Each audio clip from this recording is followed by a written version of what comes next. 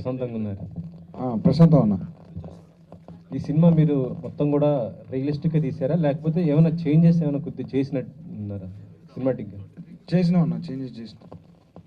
Climax ఏదైతే ఉందో అది మెయిన్గా పెట్టుకొని మిగతా కొన్ని చేంజెస్ చేసినాం అన్న. యాక్చువల్లీ చెప్పాలంటే ఈ స్టోరీ క్లైమాక్సే చాలా ప్లస్ ఇది. సో అంటే ఆ స్టోరీ ఇచ్చిన వాళ్ళు యాక్సెప్ట్ చేశారండి అసలు దీన్ని ఫస్ట్ ఏమైనా ఇలా చేస్తానంటే? యాక్సెప్ట్ చేయలేదన్న. చాలా సంవత్సరాలు బతిలాడితే వాళ్ళ కండిషన్ మీద యాక్సెప్ట్ చేశారు. వాళ్ళ పేర్లు ఆ కుటుంబస్తులు ఎవరైతే ఉన్నాయో వాళ్ళు ఎవరిని వాడొద్దు, మా అసలు ఏం జోలి తేవద్దు అనేసరికి తేవద్దని చెప్పారు. ఆ తర్వాత ఇక మేము అట్లనే చేసినామన్న. సినిమా రిలీజ్ అయిన తర్వాత వాళ్ళ రియాక్షన్ ఏంటి?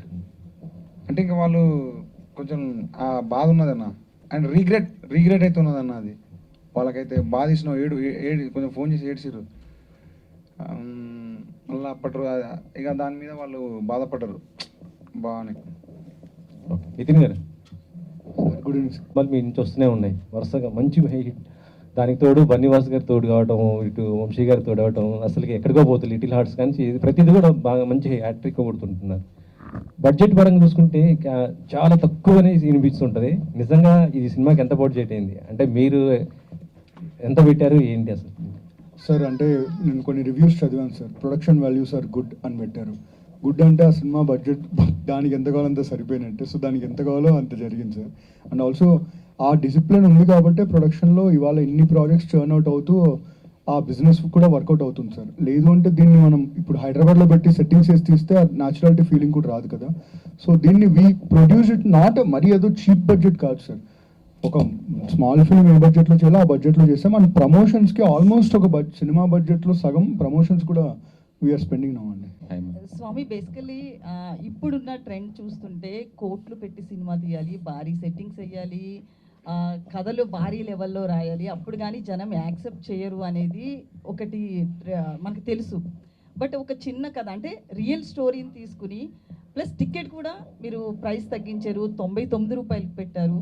సో ఇది లాస్ అవ్వట్లేదు, అయినా కూడా 99 పెట్టినా కూడా మేము ప్రాఫిట్లోనే ఉన్నాము అని మీరంతా కూడా మాట్లాడారు. సో దీన్ని ఎగ్జాంపుల్గా తీసుకుని ఏం చెప్తారు మీరు? మా ప్రాఫిట్ ఇంకా నేను చెప్పలేదు, ఎందుకంటే వస్తుంది పెంచుతున్నారు కదండి, సినిమా మాట్లాడుతుంది కదా. 100% it is going towards the profit. And yeah, only one thing ఏంటంటే ఫస్ట్లో మధ్యలో ఏంటంటే అందరూ కన్ఫ్యూజ్ అయ్యాం బికాస్ ఆఫ్ ఓహో ఇప్పుడు జనాలు థియేటర్కి రావాలంటే ఒక పెద్ద విజువల్ వండర్ ఉండాలి, ఇట్లా కన్ఫ్యూజ్ అయ్యాము. అట్లాగే ప్రూవ్ అయింది కూడా ఆ టైంలో. చిన్న మంచి సినిమాలు కొన్ని వచ్చి కూడా ఆడలేదు. స్లోగా ఏంటంటే ఇప్పుడు మళ్ళీ జనాలు మంచి సినిమా ఉంటే థియేటర్కి వస్తున్నారు. But that is happening in Nizam అంటే ఎస్పెషల్లీ ఇన్ హైదరాబాద్. కింద కొంచెం ఇంప్రూవ్ అవ్వాలి, ఇది ఆంధ్ర సైడ్ ఎస్పెషల్లీ ఇంప్రూవ్ అవ్వాలి ఇంకాని. బట్ గుడ్ దట్ అట్లీస్ట్ ఒక పాజిటివ్ వేవ్ అయితే జరుగుతూ ఉంది. ఎస్పెషల్లీ ఇట్లాంటి సినిమాలకి ఏంటంటే ఇవన్నీ కూడా ఒక స్పెషల్ కంటెంట్స్. ఇవన్నీ కూడా ఈరోజు రాంబాయ్ అవ్వచ్చు, మన లిటిల్ హార్ట్స్ అవ్వచ్చు, ఇవన్నీ కూడా వెరీ గుడ్ కంటెంట్స్ ఉంటే మాత్రం టర్న్అవుట్ అవుతున్నారు.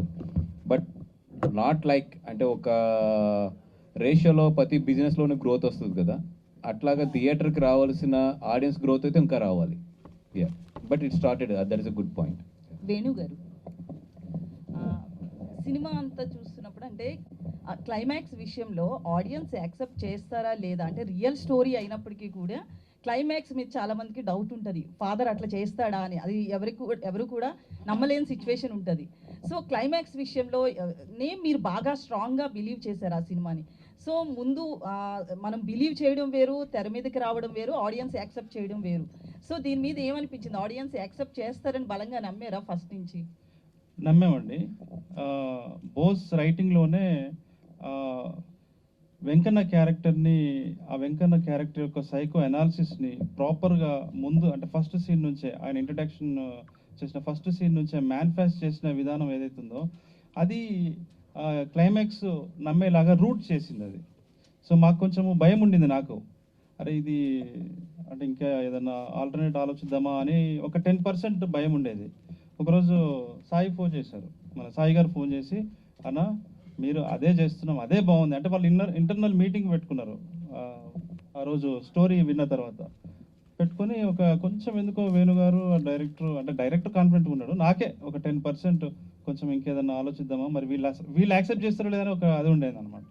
బట్ సాయి గారు ఆ రోజు లేదు మీరు డైరెక్టర్ ఏదైతే అనుకున్నారో, ఏదైతే మీరు నమ్ముతున్నారో అదే చేయండి, మీ వెనకాల మేముంటాము. 100% ఇది హార్ట్ ఈటింగ్ అని ఫస్ట్ అతను మాకు ఇచ్చాడు ధైర్యం. ఆ ధైర్యంతోనే మేము ముందుకు వచ్చినాము. Thank you. డైరెక్టర్ సాయి గారు. మేడం మీరు చూస్తే ఫిల్మ్ ఇండస్ట్రీలో ఏమో అలా ఓపెన్గా ఉండకూడదు. సో ఏంటి, నేర్చుకుంటారా ఇట్లనే ఉంటారా? అయ్యో మేడం, అదే నాకు వచ్చినట్టు మాట్లాడతాం మేడం. జూనియర్ పోసాని మ్మ్. సార్ మేడం నేర్చుకోవడానికి ట్రై చేస్తాం మేడం. అంటే ఇప్పుడు ఇది నాకు కొత్తగా మేడం, అంటే బేసిక్ నేర్చుకోవడానికి ట్రై చేస్తా. నేర్చుకోవాల్సిన అవసరం ఏమి లేదు. నీ సహజత్వాన్ని అసలు పోనీయకు నువ్వు. అది ఇండస్ట్రీ అయినా ఎవరైనా కూడా నిజాయితీని ఎవరైనా ఎప్పుడైనా యాక్సెప్ట్ చేస్తారు. దిస్ ఈజ్ యువర్ బ్రాండ్, అంతే. ఎవరిని తీసుకొస్తారు ఈ నుంచి? అంటే సిద్ధు కంగ్రాచులేషన్స్ అని మెసేజ్ అయితే పంపించాడు సినిమా బ్లాక్ బస్టర్ అయినందుకు. వస్తారా లేదా అనేది మేము ప్రొడ్యూసర్లు మాట్లాడేవాళ్ళు, వాళ్ళు ఎవరిని అనుకుంటున్నారు, కానీ పిలిస్తే గ్యారెంటీ వస్తాడు. సినిమా చూసారా ఆయన? ఇవాళ వెళ్ళినట్టున్నారు మా మదర్ ఫాదర్తో. మీ చార్మ్, బ్యూటీ, పెయిన్, ఆ తర్వాత glow and screen presence, each and everything dominate చేసేసింది సినిమాని. మీరు సినిమాలో ర్యాండీ ఆర్టన్, జాన్ సేనా అని అన్నారు కదా, అది సినిమాకి ఏమైనా ఇంటర్లింకా లేదంటే మీ ఫేవరెట్ రెజ్లర్సా? లేదు, అది యాక్చువల్లీ హీరో ఐ థింక్. అంటే మీరు కూడా అంటారు ఒక. అవును, ఎందుకంటే రాజుకు అది చాలా నచ్చిన లైక్ WWE కాబట్టి నేను అది యూస్ చేస్తా ఒక సందర్భంలో. ఓకే, మీకు హార్డెస్ట్ సీన్ ఏంటి సినిమాలో? ఈ సినిమాలో అండి, సినిమానే హానెస్ట్ అండి కంప్లీట్లీ. ఒక్క సీన్ Hardest. చాలా కష్టమైన సీన్ ఏమనిపించింది? వెంకన్న సీన్స్ అని వెంకన్నతో ఉన్న సీన్స్ అని కొంచెం కష్టమే, but most hardest is climax అండి. Climax was very hard. Okay, మీకు ఫస్ట్ తను కొడతారు, తిను కొడతారు, అంటే డాడీ కొడతాడు అండ్ లవర్ కూడా కొడతాడు. ఎలా అనిపించింది ఆ పర్టికులర్ ఇది సిచ్యువేషన్? చెప్పండి సార్, చెప్పండి సార్. బన్నీవాస్ గారు ఇప్పుడే ఒకటి అన్నారు, ఛాన్స్ దొరికితే ఇద్దరిని కొట్టాలనిపించింది, బట్ అలా అనిపించలేదు. అంటే రాంబాయిగా ఏమనిపించింది అని అడుగుతున్నారా, లేకపోతే తేజస్విగా? తేజస్విగా అంటే వాళ్ళు పెరిగిన వాతావరణం బట్టి, దాన్ని బట్టి వాళ్ళకి ఎలా ఎమోషన్స్ ఎక్స్ప్రెస్ చేయడం వచ్చో అలా ఎక్స్ప్రెస్ చేశారు. సో సినిమాకి అది ఫ్లోలో వెళ్ళిపోయింది. ఇలాంటి కాంటెంట్ ఉండే క్యారెక్టర్ని, అదే మీ పర్టికులర్ క్యారెక్టర్ని క్యాస్ట్ చేసుకోవాలన్నా మీరు సెలెక్ట్ చేసుకోవాలన్నా చాలా ఆలోచిస్తారు. ఇది చాలా కాంప్లికేటెడ్ క్యారెక్టర్ అన్నమాట, అంటే ఫర్దర్ ఫ్యూచర్ మీద కూడా ఎఫెక్ట్ అయ్యే ఛాన్స్ ఉంటుంది కదా. సో ఇలాంటి క్యారెక్టర్ వచ్చినప్పుడు మీరు తీసుకునే దీనికి మీ పేరెంట్స్ ఎలా సపోర్ట్ చేశారు అండ్ మీ థాట్ ప్రాసెస్ ఎలా అనిపించింది? అంటే ఈ క్యారెక్టర్ని ఓకే చేసేటప్పుడు చాలా ఇంపాక్ట్ చూపిస్తుంది కదా ఫ్యూచర్ మీద. సో ఏదైనా క్యారెక్టర్ చూస్ చేసుకునేటప్పుడు the decision will be mine only, నా ఒక్కళ్ళ డెసిషనే ఉంటుంది. సో నాకు అసలు ఆడియన్స్ ఎలా తీసుకుంటారు, లేకపోతే వేరే వాళ్ళు ఎలా ఆలోచిస్తారనే ఆలోచన లేదండి. ఎందుకంటే రాంబాయ్ అనే క్యారెక్టర్ నేను వదులుకుంటే మళ్ళీ వచ్చే క్యారెక్టర్ అయితే కాదు. సో అంతలాగా నేను కనెక్ట్ అయ్యాను. యాజ్ అన్ ఆడియన్స్ నేను స్క్రిప్ట్ విన్నప్పుడు కూడా అంతే లెవెల్లో నేను కనెక్ట్ అయ్యాను. అండ్ ఇప్పుడు ఆడియన్స్ అలాగే రూట్ చేస్తున్నారు నా క్యారెక్టర్కి. They are feeling for the character, sympathize అవుతున్నారు, రూట్ చేస్తున్నారు. So I'm happy that like నేను తీసుకున్న డెసిషన్ ఆడియన్స్ కూడా అదే విధంగా రెస్పాండ్ అవుతున్నారు అనేది. వంశీ అన్న, హీరోయిన్ గారిని కొట్టారు అని చెప్పేసి అంటున్నారు, కానీ మిమ్మల్ని కూడా హీరోయిన్ గారు చీపురు పెట్టి కొట్టారు. And I felt very sad for that. Thank you. నా ఒక్క అంటే నా కోసం అనడం సో సక్సెస్ మాట్లాడుతున్నారు అందరూ, అన్ని చెప్తున్నారంటే దానికి ఫస్ట్ కారకులు అయితే మీరే అంటాను నేను. సినిమా కథ ఆయన రాసుకున్నప్పటికీ కూడా మీరు ఇచ్చిన పాటతో చాలా మందికి ఆ పాట కనెక్ట్ అయ్యి సినిమాకి వెళ్ళే వాళ్ళు కూడా చాలా మంది ఉంటారు జనాల్లో.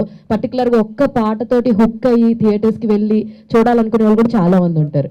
ఈ కథ మీరు చూశారు, చిన్నప్పటి నుంచి విన్న కథే అని అన్నారు, ఇంత అద్భుతంగా ఇచ్చారు. అసలు ఈ పాట క్రియేట్ చేయడానికి ఎన్ని రోజులు పట్టింది అంటే ఏం చెప్తారు మీరు? ఈ ట్యూన్ అయితే తొందర అయిపోయిందండి. ఆ సిచ్యువేషన్కి ఒక 2-3 ట్యూన్స్ చేసినాం. ఈ ట్యూన్ తొందర అయిపోయిందండి, వెంటనే అయిపోయింది. యాక్చువల్లీ నితిన్ గారు మీ అందరం కూర్చొని స్టూడియోలో కూర్చొని ఫైనల్ చేసేసినాం. చాలా స్పీడ్గా అయిపోయింది.